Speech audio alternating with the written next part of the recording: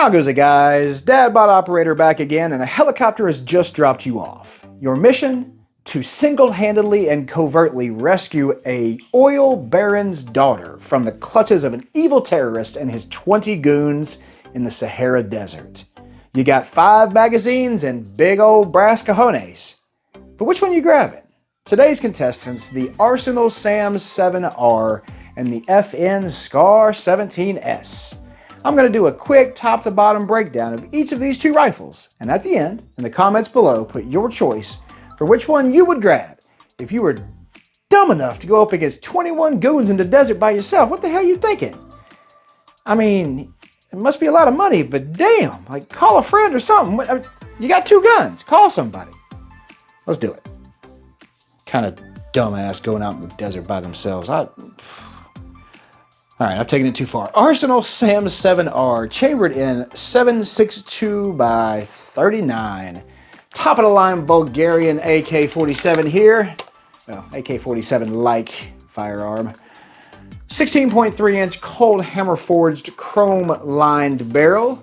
Nice clean and right up here at the top. That barrel was made by a company named Steyr, and not the same one that does the bullpups. This company specializes in high quality barrels, and you can see that they have made one here with this Arsenal SAM 7. Like I said, chrome lined long stroke piston operating system on this. The disappointing part to me is kind of the cheap black plastic furniture that looks like it was just kind of sitting somewhere in Walmart and they picked it off a shelf, because not the nicest furniture in the world, but it is an AK, so what are you going to do? I did happen to pass up the most important part of this rifle, which is this forged and milled receiver. This is a hot die hammer forged single piece of steel that has been literally beaten into submission so that all the occlusions and the bad things in the steel have been literally pounded out of it by a 5.5 ton hammer. So that's what you pay for. It takes about 5.5 hours to make this single piece. I said in the short earlier 9, but reading is hard. So what are you going to do? About 8.1 pounds overall, so not the lightest AK-47 out there, and it's because that receiver, it really is. It is a bomb-proof receiver that will last a lifetime, but there is a weight penalty as a result of it. It does see here a little side mount for any type of red dot mounts you might want to put on the top. Fit and finish on it's really nice. One of the smoothest actions in an AK I've ever actually felt. 20 round magazine. YouTube, thank you. Fit and finish, like I said, pretty good. The quality of the finish is likened to black spray paint by a lot of people, and I can see why, because it is not very good. But again, you don't really buy an AK because you're looking for a super high quality finish. The thing that they used their money on was that the bolt carrier and the receiver are all hot die hammer forged. So you got a lot of money spent there, and the trigger on this, if I disengage the safety like I've ever handled a firearm before, the trigger on this is an enhanced trigger, 2 stages, about 5 pounds. I call it an FIME trigger. It stands for something, something, something, something enhanced trigger. Go look it up. I'm not Google. You got first stage is about 2 millimeters. Nice solid wall. Clean break. And then I am using snap caps, guys, so don't freak out if one comes popping out of there. About 2.5 millimeters of reset. So all in all, a really nice trigger in an AK, especially.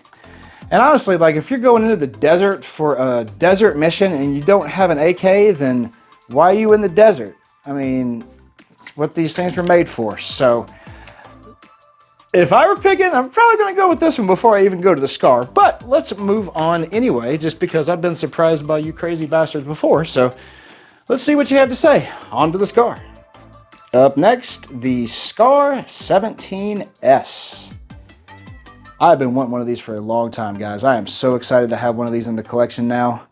It has been a long time coming, and it is worth it. I haven't shot it yet, so you guys are getting to play with it before I have. But I am looking forward to it, and we're probably going to say goodbye to one of the other firearms on the channel here soon. Mainly just because I may have gotten over my skis a little bit on this one, but don't tell nobody. 16.25 inch cold hammer forged chrome lined barrel. FN makes good barrels, man, they really do. You can see here short stroke piston operating system with built-in adjustable gas block for the suppressor that you can't put on this, because if you put a suppressor on it, it'll void your warranty. Thanks, FN. Monolithic aluminum upper, all one piece, all the way down there. You can see Picatinny rail sitting up here at the front. So a little bit older design by today's standards, because M-LOK has kind of taken over, but those Picatinny rails really don't add much to the weight, especially overall, because it has a polymer lower, guys. Now, I know some people's feelings on polymer lowers, and on ARs, I kind of agree. But on a firearm such as this, if they were going to be having issues with them, then they wouldn't have the Brin, and this wouldn't be as prolific as it is. This has been used in militaries across the world, time and time again for years now, and to my knowledge, they haven't had any problems, but you guys are a little more attuned to that stuff than I am. So if you know of issues that they've had with those polymer receivers, let me know, and back it up if you can, because I kind of want to see the evidence of it. But that polymer lower does give you a lot of weight savings you otherwise wouldn't have. Ambi controls on this, you got ambi safety selector, ambi mag release, ambi bolt catch and release, but no bolt catch and release on this side. Meaning that almost fully ambi, but not quite. Because it is a short stroke piston operating system, you are able to fold this bad boy up and actually fire it while folded. Really cool. The brass deflector doubles as a catch for your stock. Stock has several positions on it. Your tactical UGG boot here comes all the way out to 6 different positions. Got the nice little pad on the end there to help absorb that recoil, and I replaced my A2 grip on this Scar with a BCM, I think it's Mod 0. And no, it did not fit directly. Me and Mr. Dremel had to force it into submission, and we did so. Only took a few minutes and a few measurements, but we made it happen. Seems to be on there pretty good, so hopefully it will stay, and if not, then you'll see the A2 back on it here soon. Fit and finish on this is what you would expect from a rifle of this caliber. This is not the non-reciprocating charging handle version, because honestly, I don't see the point in paying the difference between the two whenever I will never have my hand back here like this anyway. I always have a grip up front. So that will not be an issue for me, and it wasn't worth the extra grand to pay the premium for that.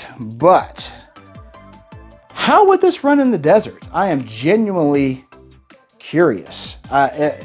Some of you guys that have been in the military and maybe ran these, how do they work? I've heard some good things, and I've heard some kind of horror stories about people that have been issued this and turned it back in and grabbed a 5.5, an M4 instead, because they weren't feeling it. So if you guys have any stories about that, please let me know. If I were picking for this particular mission set, and there aren't many instances when I would pick against the Scar, but in this one I would. If I was going into the desert to single-handedly and idiotically rescue a Oil Barin's daughter, first off, I better be getting paid. And secondly, I'm bringing an AK, and it's going to have one more switch than this one has. But it's still going to be an AK, and it would probably be an Arsenal. So that's my choice, guys. What do you think? Put your choice for which one you would grab if you were dumb enough to go fight 21 dudes to rescue a girl by yourself. Put your answer in the comments below. Let's get a conversation going.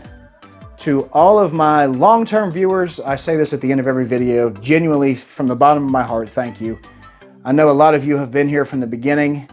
We're just topped 5,500 subscribers, so that's going well, and we're a little over halfway to monetization. So thank you guys for liking, subscribing, sharing, all that kind of stuff that the YouTubers all say. It really does help out the channel, and it doesn't cost you much. So to all my new viewers and hopefully new subscribers, thank you so much for tuning in. Welcome to the DadBod Squad. Beers in the fridge. We'll see you next time.